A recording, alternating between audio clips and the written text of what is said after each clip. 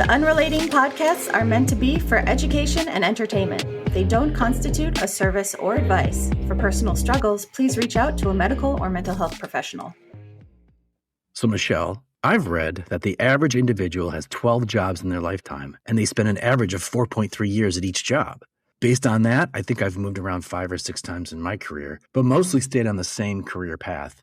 That said, I think it's good to try new things. It's good to pivot and can be an important part of a successful career. Absolutely. I love how you put that. And particularly with a career, in college, I was studying engineering because, I had been good at math and science my whole life. So people pushed me towards that and I wanted to be like my dad. But then, I took a class that really just sparked my passion, which was a neuroscience class. And so that's what I ended up going into. So I pivoted there. But I'll tell you, I didn't go straight to grad school after graduating college. I took some years to do other things. But when I went back and I was in graduate school for psychology, I would say more than half of my class was second career people. So they were pivoting to a completely different career as a therapist. You're seeing more and more of that nowadays, which I think is an exciting topic. And one we get to talk about today with our guest who, like you said, made some pivots in her career and what she learned from that and where she's at now. Yeah, our guest today, she made a really big career pivot early in her career and then kind of regretted it. And now she's reflecting on that and she wrote about it in a really interesting article that I read. So I'm really excited to have her on today. Me too. Hi, I'm Kelly. And I'm Michelle. Welcome to Unrelating with Kel and Michelle. I've been a licensed marriage and family therapist for over 2 decades. And I'm the show producer and co-host. Together, we'll explore how we engage in relationships, why we do what we do, and what causes people to unrelate. Joining us today is Justine. She's had a very busy and diverse career. She's a former PR professional, high school teacher, and now a small business owner. Welcome, Justine. Thank you so much for having me. I think we can give a little bit of a backstory here, Michelle, but I read an article that Justine wrote, and in it, she talks a lot about career struggles, pivots, and changes, and just how you've navigated that journey. And first of all, where are you located? I am in California in the East Bay Area, East San Francisco Bay Area. Great. Let's start with your career backstory. So after college, I moved back to the Bay. I started working for a public relations agency. It was a great first job out of college, and I studied public relations. So I did that for nearly 5 years. It was maybe like a little less than that. And I started as an intern in October 2019, and I got hired on full-time March 1st of 2020. So I just stuck my way in there. What else was going on March 1st, 2020? Well, we not closed down. We had to leave the office. I was working in San Francisco, commuting every day from the East Bay, which I loved. As an intern, I was thriving going into the city every day. And we went remote mid-March. It was 11 or 15, something like that. It was definitely hard, but we had kind of remote work already. It was kind of a regular thing there. So I really enjoyed working there for several years.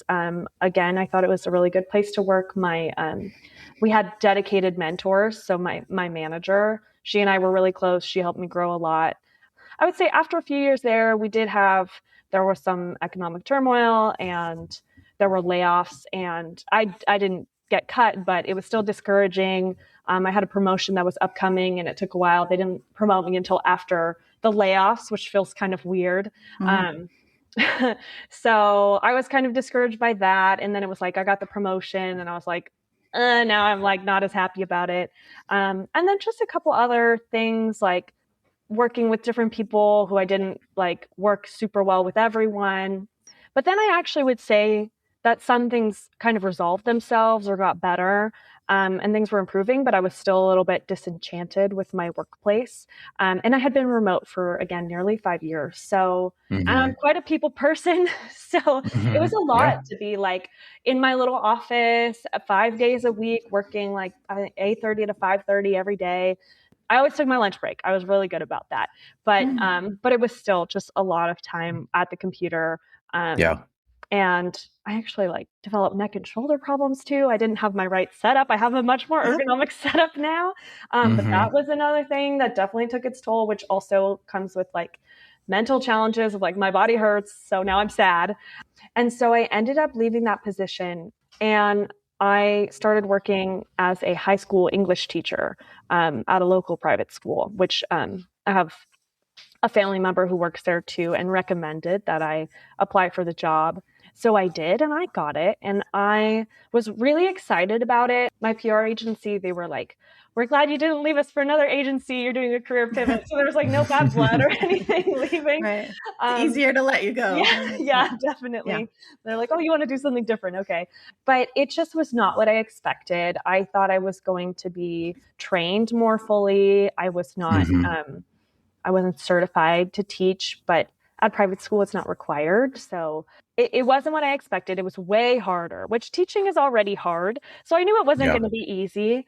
I would say, and I really loved the students. I used to volunteer at my church as a high school leader. So I love the age group. And I think some people think like, oh, the kids were just awful. Like, no wonder you would leave. It wasn't that case. I had one class where the kids were like pretty challenging, but as a whole, it was pretty good. It was more like the structure of the school, the lack of coaching and training, and just like so overwhelming. And I was just not doing very well. Like a couple months in, I was like sad all the time. I was working more hours and getting paid way less. And I had really good work-life balance at my PR agency. They were kind of like, they had some rules in place. They were like, don't send work emails after 6 p.m. Like even managers, because it's like, then your people under you are going to think that they need to be working at that time. But for this, it was basically like you put in as much as you can do. And I had to like dial it down too. I'm like quite an attention to details person. And for me, I felt like I couldn't even do as much as I wanted to do. I was just like scraping by every day. I did an okay job. They said that I was doing really well for my first year, but it was just like mentally and emotionally overwhelming. So I chose to leave. It was like by October that I knew I wanted to leave, and which is sad. I started like mid-August, right? At least classes started then. And so I told them, and they asked me to stay through the end of the semester. And I was like, yes, of course. Like, I know it's an awkward transition to leave mid-year anyway. So I'm like, I'm not going to leave now, you know? So I waited, I stayed. And it was really hard for me. It was, it's also, you know, you form bonds with the kids and they liked me. I was like one of the younger teachers and like a little cooler, I guess. And so, so it was hard because it was like, I really liked the students and they liked me. But it was just really taxing on my mental health. So I left there. That was December that year. So then January of last year, I was unemployed and, well, kind of. I started teaching yoga on the side because I got my yoga training done. But that's not that's just for fun mostly. Well, then I got engaged pretty soon. So then I was wedding planning for a while. Congrats. Thank you. Yeah. And then meanwhile, my now husband, he had started an HVAC and electrical company, which he wanted me to be a part of originally, but I didn't want to come on as a co-owner until we were married. So I helped a little bit over the summer while I was also wedding planning. And then we got married this past September. So then I officially came on. And now we're both running the business full time. So there's obviously a lot we want to talk about your personal journey, but you just mentioned that you're working with your husband. And I'm curious how that's been in terms of if you're willing to share any kind of ups and downs, because being full time with your husband at work and then being full time with your husband at home, that's a lot of quality time together. Yeah, it is. Well, it's been good overall. I will say too, he is our primary technician for HVAC and electrical. So he's off at job sites a lot as well. But it's been really good overall. I would say what works well is we have very similar goals and vision, but then we have different strengths and weaknesses. So we complement one another well. He's very smart. We're both smart, but he's very smart. And he understands all the technical aspects, which I am just completely unfamiliar with. We couldn't have this business without all his expertise. And then my strong communication skills are really helpful. I help a lot with client communication.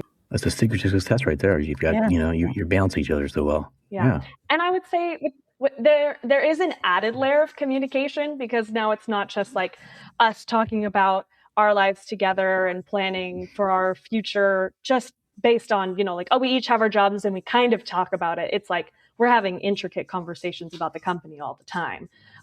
Yeah. Like over dinner or at night, like we're talking about it a lot. So, but it's nice to build something together. So there's pros and cons, right? Like some people might not want to talk about that stuff all the time. Um, and we definitely take breaks from it, but it's good for us to be able to build it together. You hear about how, couples need to be, on the same sort of strategic mission, like same direction, right? And I can't think of a better way than if you're working together and you both have the same goals. I'm sure there's plenty of couples who have different jobs, different goals, and different ways of seeing the world. So I don't know. I see it as a nice benefit. And it's also like, who are you going to want to do business with? The person or the people you trust the most, and ideally you trust your spouse the most. Right, So right. it's like he's my life partner, so he's also my business partner, and it works really well. Right, you both have the same amount of you both have a lot of skin in the game. Exactly. Yes, that's true too. It's not like one of us is going to break off of the business because like, oh, we have a different vision or something.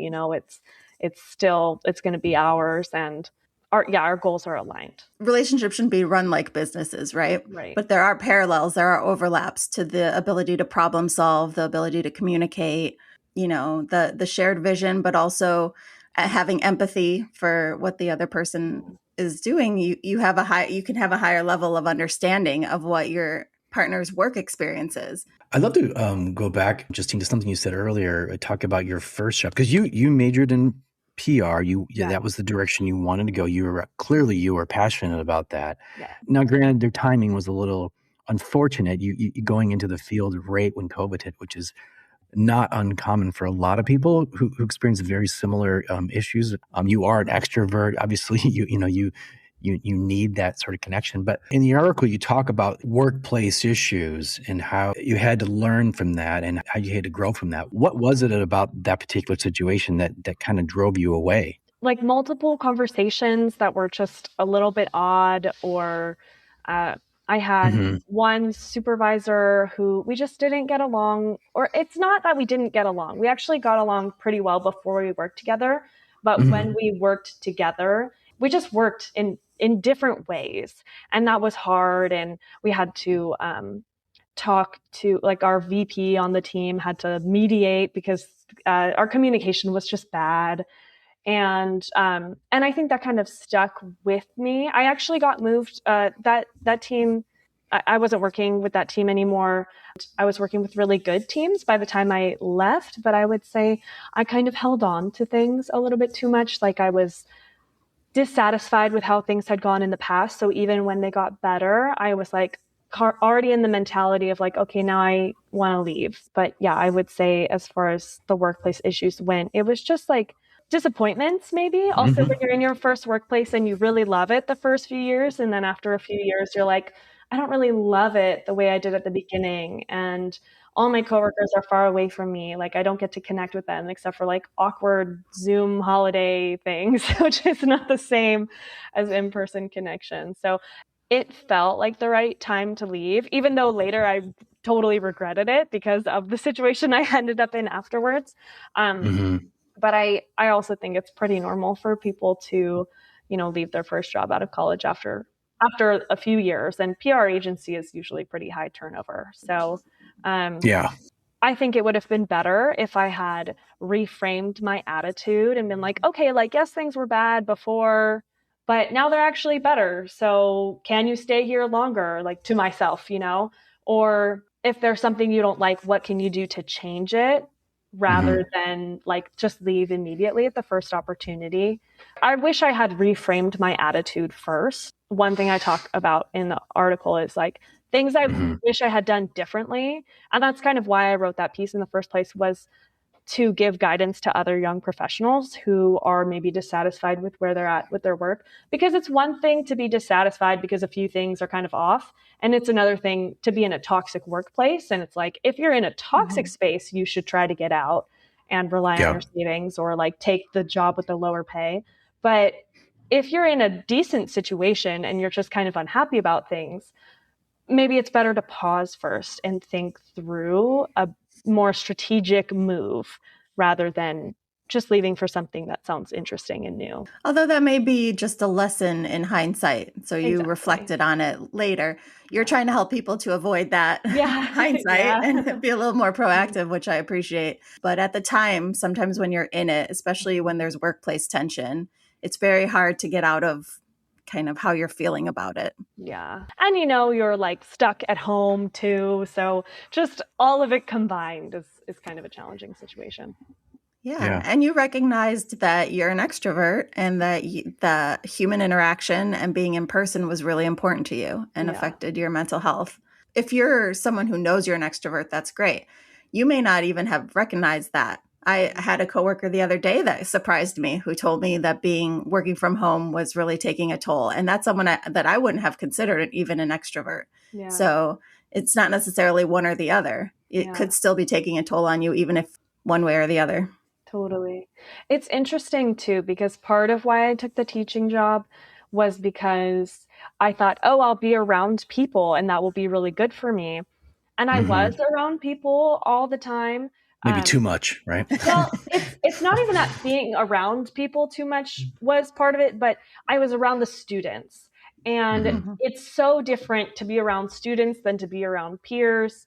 And they're very like, I want to say demanding, but not in the sense of like they're always asking things of me, but like they require my attention and I have to teach them. And it's very different than working with peers. And I actually found the job pretty isolating because it was mostly just me in my classroom with or without the students. And I didn't have that many coworkers who would check in on me. There were a few people, but I didn't have a lot of people who would come check and see how I was doing. There weren't like fun social events because all the teachers are exhausted and they want to go home afterwards, and there were a few people who I interacted with on a regular basis, but I wasn't working with them on anything. I was still working alone because each teacher did their own thing for their class. There wasn't collaboration really. And we had meetings at like 7:30 a.m. every morning, but that was just like you show up and you listen and then you were like, I need to get to my classroom and prepare. I thought it would be helpful as an extrovert to go be around people all day, but I just found it to be more isolating in a way. Based on that, did that actually frustrate you even more then? You decided to leave. Let's talk about that thought process. Like it must have been a real shakeup or a shock to your psyche to have that happen. Yeah, it definitely was. I really wanted the job to work. I was the one who was trying to power through and hold on to it. In my brain, I was like, I cannot leave until the year is over. And then it was both my now husband and my mom were both kind of saying things like, you are not doing well. Like you should leave. You can leave. You should leave. And that really shook me up because I was like, no, I need to stay the whole year. I can't leave. And it wasn't until they were both saying like, hey, my mom was like, if you can't change your mentality, you need to leave. Because I was bringing work home. I was just so upset. I couldn't like get out of this negative mentality of like, I'm working so hard. Every day is so hard. And that's not even to say like hard things can be good, but when it's like taking such a large toll on your mental and emotional well-being, it's not the same as like, oh, this is challenging, but I have support and I'm growing. I'm going to keep going. It was like, I just feel all alone and I'm trying to figure out everything by myself. So with the advice of my loved ones, I decided to go. Yeah. It's good that you decided that because there's something that struck me in your article when you said something to the effect of when you make a decision, you feel like you can never change it. Like that's the path you have to stick with. And I think that's a really valuable lesson for people who are in a hard place is to remember that sometimes there are options even when you don't think there are. And it's hard because I don't like breaking my commitments. Like I want to stick to them. And when you become a teacher, you commit to being there the full year. So that was really hard for me because I hate to go back on my word. But it's also sad when you don't feel supported with the work that you do. To me, most organizations have so much failure at the middle management level. Mm. And there's a disconnect between leadership and people who are doing the direct work. When middle management sucks or doesn't know how to support their staff or, isn't giving them the tools or the growth that they need, there doesn't always seem to be a remedy to that. And that frustrates me. But when you're at a job where you either feel unappreciated or that you can't trust your superiors or that, you're just taken for granted, it's an awful feeling, and that can permeate the rest of your life outside of the work. And that can affect you at home with your kids, with your partner. So it's definitely worth reflecting on how your job is affecting your mental health. Michelle, can you think of somebody whose job is not affecting their mental health to some degree? I mean, everybody has Great point. Yeah. everybody has anxiety from their work. It's either you gotta pay your mortgage or you gotta pay your bills. So you have this, like you said, you feel stuck. So there's always going to be some anxiety, right? Yeah, and in the country that we live in, a lot of most people's healthcare is tied to their job. Yeah. And so that's another factor in either not being able to leave or accepting more difficult circumstances because you can't leave. Yeah. And when I think back, Justine, to my career, 95% of the anxiety I've experienced in my life, and I've had some crazy anxiety, has been job related. And it's usually deadlines or it's shitty bosses or it's something, projects that are just gigantic. So from that standpoint, I can certainly understand and relate to the anxiety issues. And that's something, again, I mean, Michelle, we talked about this. It's probably the number one, I would argue as a therapist, it's probably one of your number one talking point, maybe, right? Well, it does permeate, like I said, most of the other areas of your life. And so it wouldn't hurt to take a minute to think about the ways it may be affecting you that you don't realize. I know that if I have a particularly stressful day at work, I am in danger of taking that out on my family in different ways because I'll be irritable or impatient or just exhausted. But also, if you are having physical ailments, that could also be a sign that the stress of your job is really weighing on you. Yeah. So a lot of different signals that your body and your mind are sending you. I still have, but it's better now, like chronic pain in my neck and shoulders. And I think part of that is from for a couple of years just working on my laptop like this, which is never ideal. But, also from the stress of the job, of my PR job initially. I enjoyed it, but it's very fast paced. You're working with multiple clients. You have so many calls and so many pitches to send, and public relations is just naturally a fast-paced job. A lot of jobs are fast-paced jobs, but PR, you're expected to turn around things pretty quickly. And then, of course, when I switched to teaching, it was like I needed to go even faster. But you can definitely see those things. I think also, I would say that I actually noticed the pain more when I started taking more yoga classes. And then I joined an advanced studies program, which is how I got certified. And it's weird. Maybe it's from doing more down dog and the chaturangas and stuff, which can cause some shoulder injuries. But I think part of it was just becoming more aware of how my body felt and being more in tune with my body, that I was able to realize these problems that I have. And I actually have, it's really common, but straightening of the cervical spine in my neck where you start to lean forward. And I didn't really notice it until I stopped to spend more time working on my body and moving. And, if you don't take the time to try to recognize those things, to take care of your physical health, you can miss those things. You might not even notice the pain that's building up until it's really bad. And that was something that happened for me. I just want to touch on one thing because I love career pivoting, and I personally think it's a good thing. It's good to get different experience at different levels and different places. And I think that's what your article highlights, is just how important that has been to your personal evolution. And also the idea of reframing failure, and maybe it's not failure. Yeah, I think that's a good point. I would say one good thing about pivoting and changing it is changing what you're doing is you just learn different things and you learn different skills. You learn how other people's lives are too. I was at my PR agency for several years, and I did really similar activities like throughout those 5 years. The work was fairly similar throughout my whole Mm-hmm. time there, even as I grew in my rank.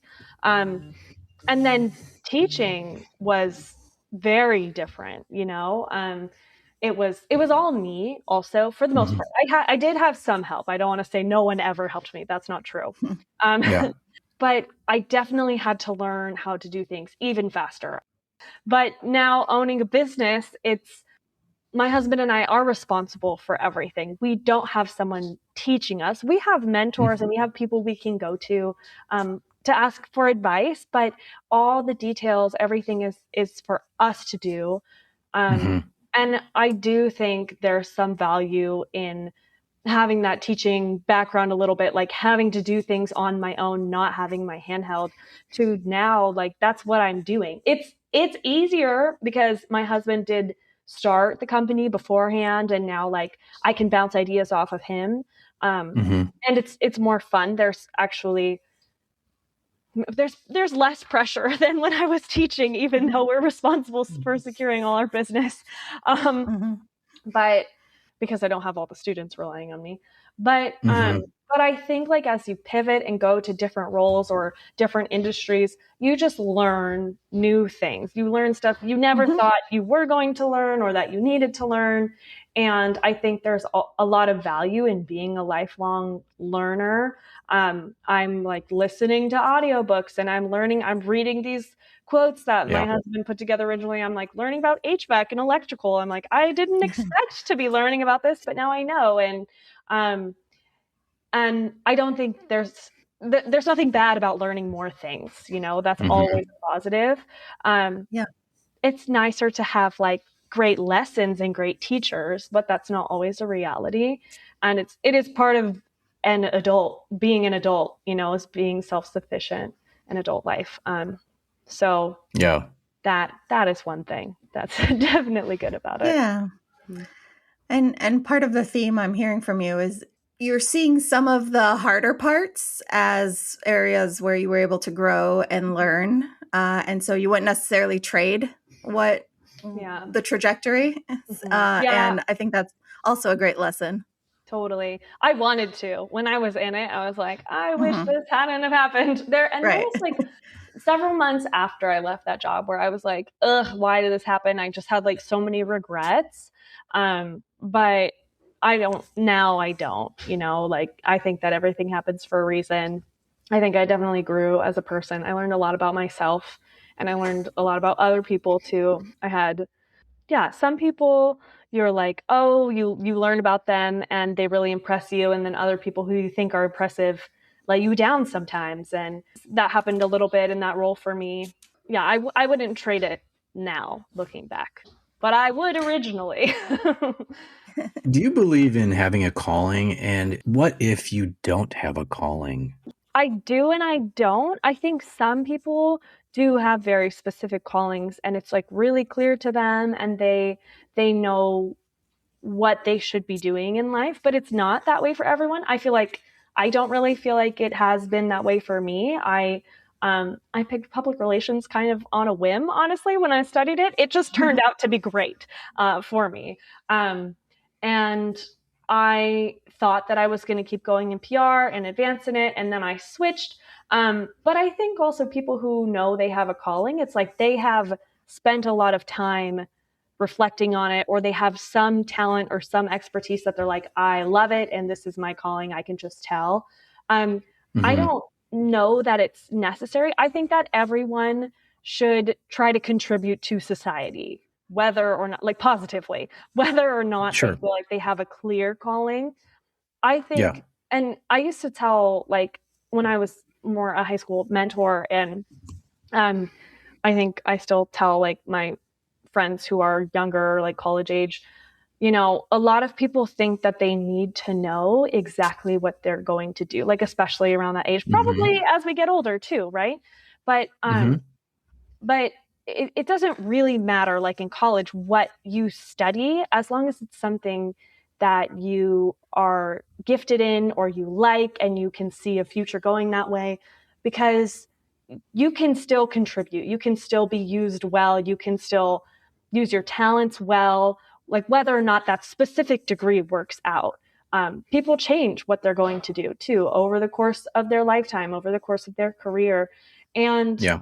I think that it's good if you have a clear idea, but it's okay if you don't know what's going to happen for your whole life, right? I think it's good to map out some steps. I wish that I had mapped out more steps. I think that everyone can have a positive contribution to this world, even if they're not sure exactly what they should be doing.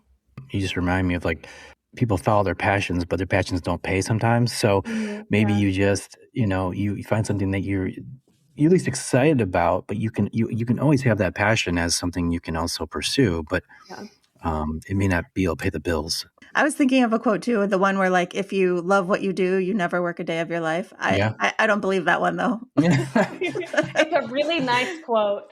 Yes, it's a lovely concept, but no. Even if you love what you do, you still have bad days or hard days. And Right. even a job you love has aspects about the job you don't love. You know what? That's an important one. Sorry to interrupt you, but Yeah, no, especially you're for good. younger generations that are, that do tend to cut and run. I'm like, oh, I don't like this. I'm out. There are some downsides to working. Mhm. And I say that facetiously, but yeah, like we can't, no job is going to be perfect. No career is going to be perfect. No passion is perfect. All of it takes work. And so tolerating some of those pieces, like you said, not the toxic ones. Yeah. But the bearable ones, that's par for the course. Yeah. I think finding something that you personally have the right skills for and the right talents for, and you feel like, oh, this is a decent fit. Doing something like that is not bad, even if you're like, am I fulfilling my life's calling? Like, if you have a job that you enjoy and you're pretty good at it and things are going generally well, maybe that is your calling, right? And also, if you have other talents and other things you want to be doing, like I'm a really big fan of volunteering. I think like what if your passion is gardening? Well, like there are plenty of volunteer opportunities for that, even if you don't want to be a landscaper, which is a little different anyways. Having a job that meets your needs, but you're not, don't let it overtake your life. So that way you also have the time to pursue the things you enjoy. Yeah. General life work balance advice, I guess. Yeah, you mentioned when you were in PR you had a good work-life balance. What did you actively do to maintain that? Never check my email outside of work hours. Never. And I always took my hour lunch break. I didn't check email during that either, unless there was like something that I was waiting on. I needed to, but that was like once every 6 months or something, Yeah, I just really stuck to the hours. It was pretty, I think it's easier when you're in a more junior level role. I got to kind of like mid-level, but I didn't get to be like a supervisor. And I think when you are lower level, you're a little less essential to some people. So it can be easier to do that. But I had, like, for example, my manager, she was amazing. She encouraged me to have a work-life balance, even though she was checking her email on her PTO, but she was like, don't be like me. But I also really believe that the only way to have a good work-life balance is if you do it. Like, you have to own it. You can't just expect your work to put these boundaries in place, because like a lot of places, like they just want you to keep working and they don't really care if you have good work-life balance, even if they say that they do. And I was thinking back to when I was at the agency and we had a client based in India. And so our meetings with them were a little early. They were at 8 a.m. as opposed to like 8:30 is when normal work hours started for my agency. Yeah. And with the time change in the winter, like they don't have a time change. So it was going to have to be 7 a.m. And I remember my manager telling me like I was going to have to join, or like, I think she was being nice too. And she was going to be like every other week. And I was like, that is outside of my work hours. I am not joining a 7 a.m. call. I might still be in bed. So I think then she changed it and she had it. So maybe I joined like once a month or something, or I don't know. It was like way more reasonable, right? As opposed to like joining this weekly call at 7 a.m. And I just said like, hey, I don't want to do this. Like that's not my normal work hours. But I think that if you don't set your own boundaries with your workplace, there won't be any boundaries. Yeah. They will set them for you, which Right. which will be Exactly. pretty thin, right? Exactly. Yeah. Same life lesson for relationships, by the way. Yeah. And this brings back the people pleasing that we talk about a lot is like when you say yes, what conditions are coming with that? If that yes is going to add a dash of resentment, a little bit of bitterness, some irritability and anger, then we need to examine what we're saying yes to. You mentioned regrets earlier, and we talked a little bit about that with your career, but what are you most proud of? I think I'm proud of trying new things, even when I wasn't sure about how things were going to go. Yeah. You mentioned the word failures earlier. Like, I don't really see, like, I don't say I had a failed teaching career. I actually did like pretty well. Like, people told me I was doing a good job. And I think it was just like, I tried something new and it wasn't for me. It didn't work out. And so I left, and that's okay. Um, I I like comfort. I mean, most people like to be comfortable. Some people are like, let's go do new things all the time. I'm not like that. And so I'm proud that I tried something new, even if it wasn't for me. Like, I'm sure, like, I learned things and I grew as a person. And I don't think there's anything wrong with that. Yeah. And it speaks to, like, I think other maybe generations or other cultures they're a little more risk averse than we are. I've heard this many times, and the fact that you yourself are willing to take risks, willing to try new things, and you did it, building those life kind of lessons, I guess. Yeah, if I hadn't done it, I wouldn't be talking to you right now either, because I only wrote that article because of this experience that I had. And I spent years pitching reporters other people's stories. And while I was job searching, I thought I should try to build out my own portfolio, because all I'm sending people is articles that I've written that don't have my name on them. And I wrote them, but there's no real proof. And so I thought, why not pitch an article? And I was like, here's my topic, what is a relevant publication, and what's like my top choice for this? And it was Business Insider. And I landed the first pitch that I got for myself.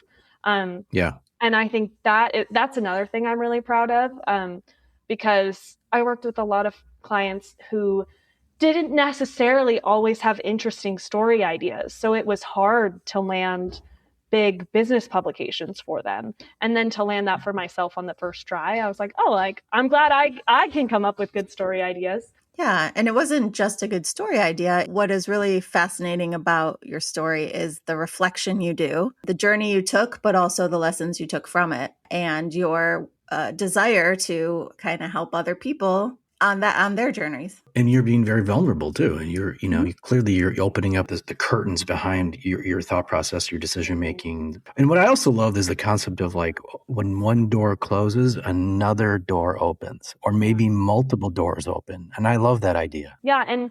And for a while, when I was teaching at the school a couple months afterwards, I was just like, I closed a door. Like, I can't go back to my PR agency. I can't go back to my cushy job. What did I do?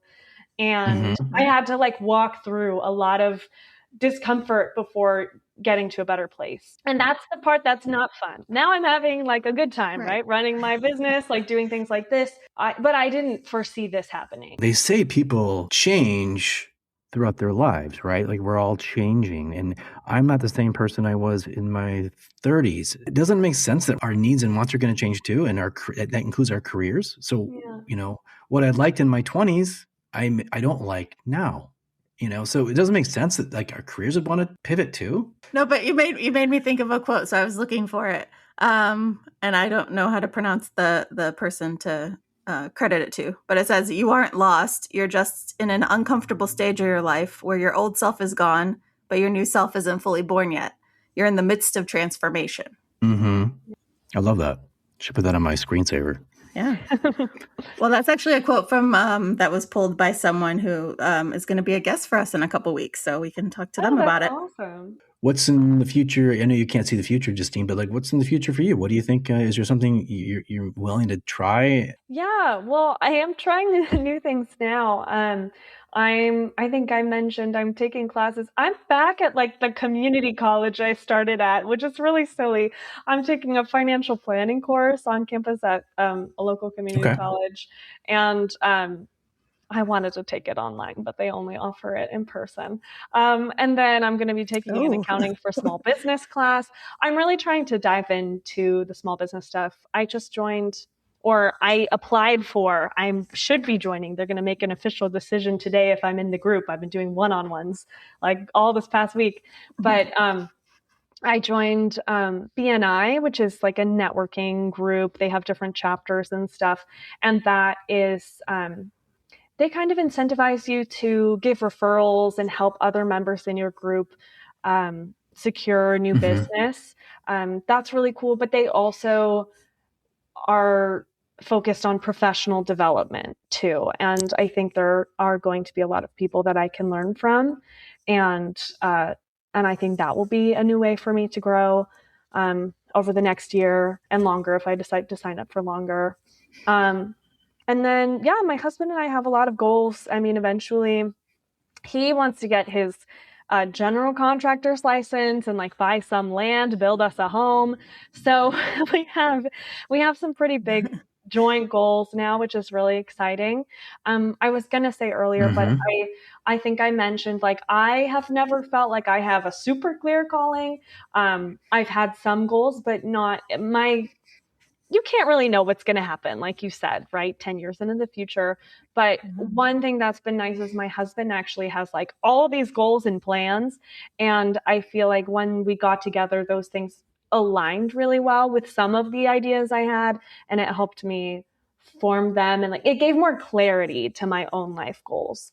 And that was really helpful.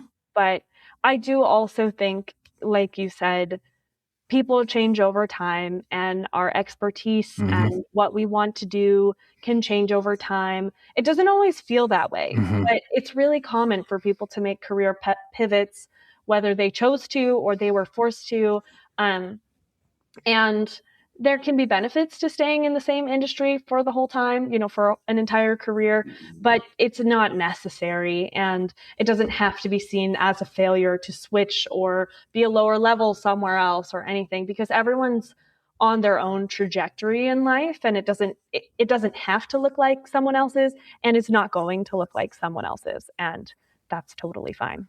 I love that. That's a great attitude take. Yeah.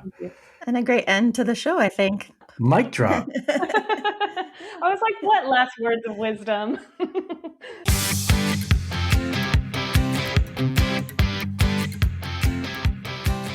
So I love how sometimes we start a show or we have a particular topic and someone might think, what does that have to do with relationships? But it always does, and it's not just about her personal journey, but her relationship with her work and, herself and her identity and all those things. We have relationships with everything, right? I mean, and I would argue our work relationships are some of our most important ones throughout our lives, good and bad, sometimes bad, usually bad, actually. That said, I mean, some of my best friends have been through work. I met my wife through work. So work can be life-changing. Yeah. I've also heard that a lot of people leave because of bad management or, their direct supervisor is the reason for their unhappiness. And so has a huge impact. I think what again, I loved about Justine's story is her resilience. She started one direction, discovered it just wasn't for her. She tried something else, took a risk, and she tried teaching, which, my God, that's about as tough as you can get. I mean, you talk about a pivot. That scares the crap out of me. And granted, she, it didn't work out, but she tried it. Okay, and that's more than 95% of people can say. And eventually, she found something that she really, really enjoys. And who's to say she won't again pivot? She could, but it just goes to show that taking risks and learning from those risks can be so important in your life journey. Yeah, the learning from is what I want to highlight the most, because that's so much of life is making the same mistakes over and over. When you break that cycle, when you reflect and deliberately say, I'm going to learn a lesson from this, and not just learn the lesson and absorb it, but do it differently next time. I think that's the piece some people miss. Yeah.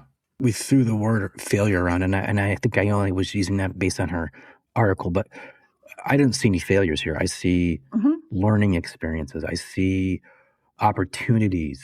I mean, is riding your bike and falling a failure? No, it's a learning experience because you're supposed to do that when you first learn how to ride your bike. Mhm. That's a great metaphor. And when your path doesn't end up looking the way you thought it might, that's not failure either. Of course not. Yeah. I mean, is getting divorced failure? I mean, I thought so when I got divorced. I thought I was a failure, but looking back, no. I think it was just an important life learning experience and a pivot, you know? Mhm. Yeah. It also brought up for me the importance of understanding that being able to have a career or a calling is a privilege. Mm-hmm. And so we can have these conversations about work, some that can be generalized in terms of how work can affect your mental health. But I also acknowledge not everyone has the privilege of being able to pursue a passion or a calling or have a particular career that they want. A lot of people are just working to survive, to pay bills. There's just a whole spectrum of what's available when we talk about options and opportunities. Oh, yeah. It's not equal for everybody. But yeah, I think that's a very good point. What's great is, though, that we have such a diverse, listenership and also the things that we're exposing ourselves to. So when you saw this article, it's great to have someone come on and talk about their personal story. Again, we're not talking in generalities or hypotheticals. It's a real person who's coming on talking about their journey. And that's what I love about the show. We talk about relationships, but we talk about important life lessons and important moments. Yeah, and even some universal life experiences. Maybe not the context being exactly the same for everyone, like Justine said, but the themes being the same. In Justine's case, it was, being challenged and figuring her way out and figuring her way around those challenges, right? And just this is all just one big life experiment we're living in. Ultimately, we're kind of figuring it out as we go. No one's got the answers. That's what I'm taking away from this episode is, granted, she's younger in her career, but she's already, to this point, lived quite a bit and discovered a lot about herself. In your practice, Michelle, do you get a lot of these kind of career conversations? Yes and no. When I'm working with individuals, certainly work stress comes up as a factor. But, I do work with a lot of teenagers, which means we're talking a lot about, the future and what they think their future is going to look like and what they want to do with their lives. And, a lot of that is just conjecture. They don't know yet, but Yeah. this someone could read Justine's article who's young and take some lessons away without having to learn them the hard way, which I love. I also work with couples, and work stress is a huge component often to the relationship distress that they're talking about in session. Yeah. The carryover effect of having work-related challenges can really affect your home life. If you're out there and you're listening and you enjoy this podcast and you're experiencing similar work issues or issues that are affecting your relationships, please reach out, because these are the kind of conversations we want to have. If you're struggling with family, friends, or just life in general, In a bad relationship and wondering what to do, or you want a relationship and to set yourself up for success, then we want to talk to you. So make your appointment on Unrelating. to be a guest, ask a question, or recommend a topic, drop us an email at theunrelatingpodcast@gmail.com. And be sure to follow us on Instagram and YouTube.